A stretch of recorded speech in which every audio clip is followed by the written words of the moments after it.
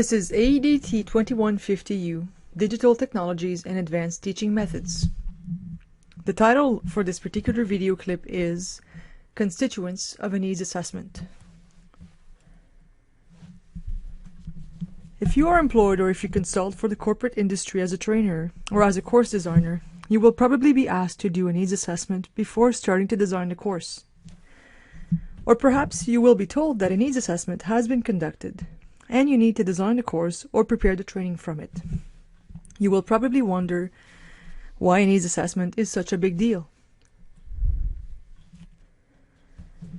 The analysis questions for this particular video clip are as follows. What is a needs assessment? What is at stake when conducting a needs assessment? What kind of questions need to be asked in order to better understand training needs in the training or corporate industry?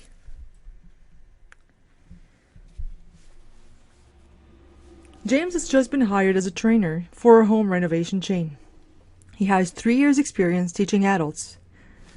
Although he has no formal training as an instructional designer, he has worked as an e-learning course designer for the non-profit industry when he was a student.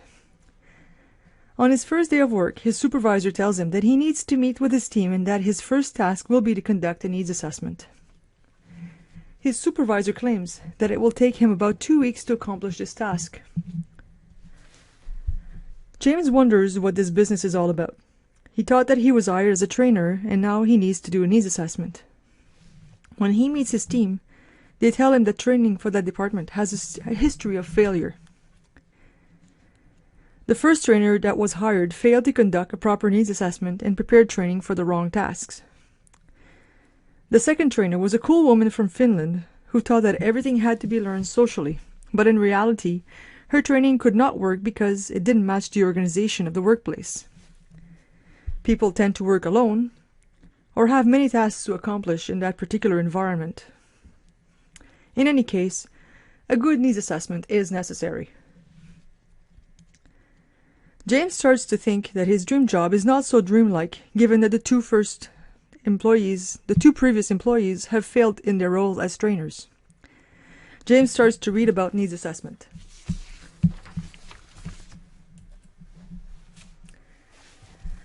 According to Wikipedia, a needs assessment is a systematic process for determining and addressing needs or gaps between current conditions and desired conditions or wants.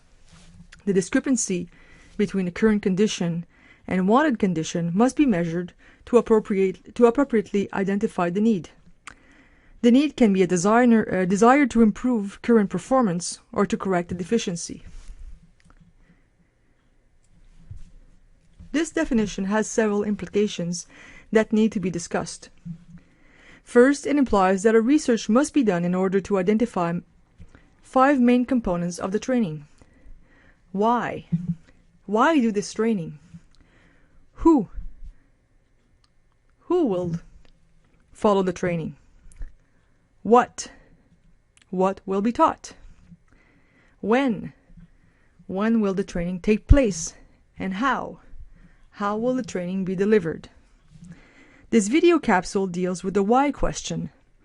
The 2 other video capsules will deal with the other questions.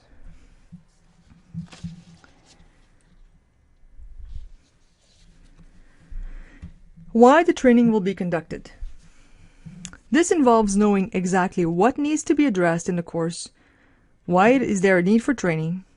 Was there recently a new policy and the organization needs to comply with the regulations? Was there a recent budget cut and the organization must reduce expenses? Is there a need to generate more profit and therefore employees must accomplish their tasks differently? Or they must accomplish more tasks because of downsizing? In any of these cases, a few analysis must be conducted. In other words, you must know if the needs versus the requirements are reasonable and if the training is feasible. Let's look at some problems area that James needs to face. While talking to his team, James learns a bit more about the problem. To sell the new product lines, at least 3 employees from the kitchen department in all 800 stores across Canada must follow 20 hours of training for the new kitchen cabinet system. The first trainer prepared 20 hours of e-learning asynchronous material about the functionalities of the product, the size and colors, and the ordering forms. To pass the training, employees had to memorize the names of the cabinets, the color codes, and the different sizes. The problem with this is that the employees needed constant phone assistance that they couldn't get from the company, as they were not sure how the system was to be assembled. The store had a lot of returns and unhappy customers because of the 25% restocking fee. James then looks at the training prepared by the Finnish trainer. He looks at the package and sees that she had reused the previous trainer's e-learning asynchronous material in addition to using social media to make it more attractive. He finds out that she had organized a Google group in which employees could share their experiences with the products and pose questions while going through the e-learning courses. He looks at the stats and realizes that the most active users posted between 3 or 4 posts during the 1-month training period, and that many questions were left unanswered. Out of the 2,400 employees who had received the training, only 32 had logged into the group.